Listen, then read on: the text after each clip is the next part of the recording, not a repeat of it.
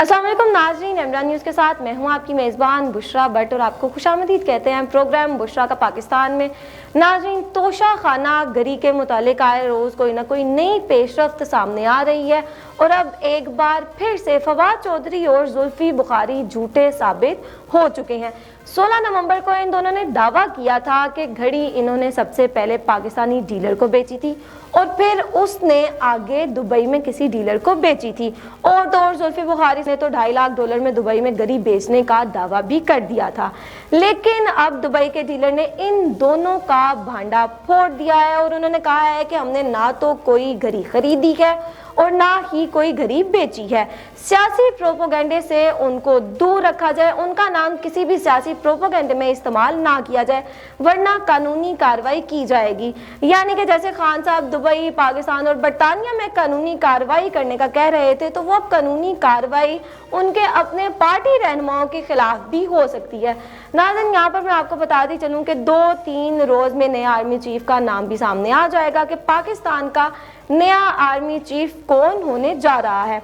इसके बाद नाज़रीन, इमरान खान साहब 1 माह के अंदर अंदर पाकिस्तान से बाहर चले जाएंगे। जैसा कि मैंने आपको पहले भी बताया था कि खान साहब सिर्फ और सिर्फ तब तक पाकिस्तान में है जब तक आर्मी चीफ की तैनाती नहीं हो जाती।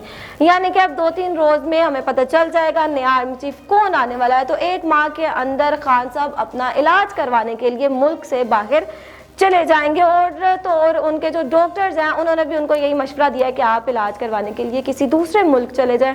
तो खान साहब भी अब दूसरे लीडरों की तरह मुल्क से बाहर इलाज कराने के लिए चले जाएंगे। और ये भी मैं आपको बता दूं कि खान साहब इलाज करवाने के लिए ऑस्ट्रेलिया में जाएंगे और वहाँ पर उनके तमाम इंतजामात जो हैं वो भी मुकम्मल कर लिए गए हैं।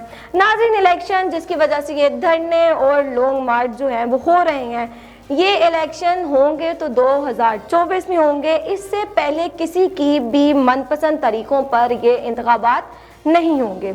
नाज़रीन, अब कहा यह जा रहा है कि वज़ीर-ए-आज़म हाउस में ऐसा क्या हुआ है, आखिर वज़ीर-ए-आज़म हाउस में वज़ीर-ए-आज़म पाकिस्तान शहबाज शरीफ के साथ क्या हो गया है। कहा यह जा रहा है कि शहबाज शरीफ के साथ भी वही सलूक किया गया है जो इमरान खान के साथ किया गया था।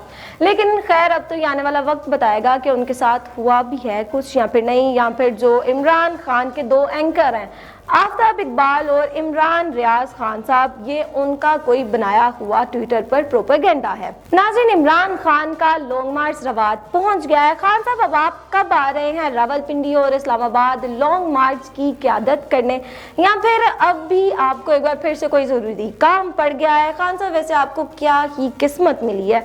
आपको हुकूमत से जब आप निकले तो उसके बाद आपकी मकबूलियत जो थी वो कम होने की बजाय मज़ीद बढ़ती चली गई और आपकी 3.5 साल की जो हुकूमती नाअहली थी उसको भी छुपा दिया गया।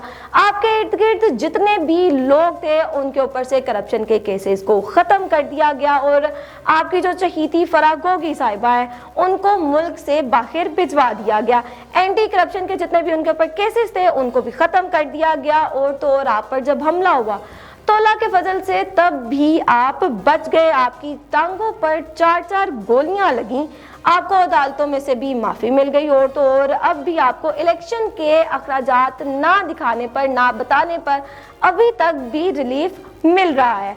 खान साहब, कोई तो चीज़ है ना जिसका पर्दा है। इमरान खान साहब, खैर इन सब बातों को तो आप छोड़ें, आप हमें सिर्फ और सिर्फ इतना बता दें कि आप इस्लामाबाद या फिर रावलपिंडी कब आ रहे हैं या फिर आप ऑस्ट्रेलिया कब जा रहे हैं। अब इन दोनों बातों में से किसी का तो जवाब आपको देना पड़ेगा।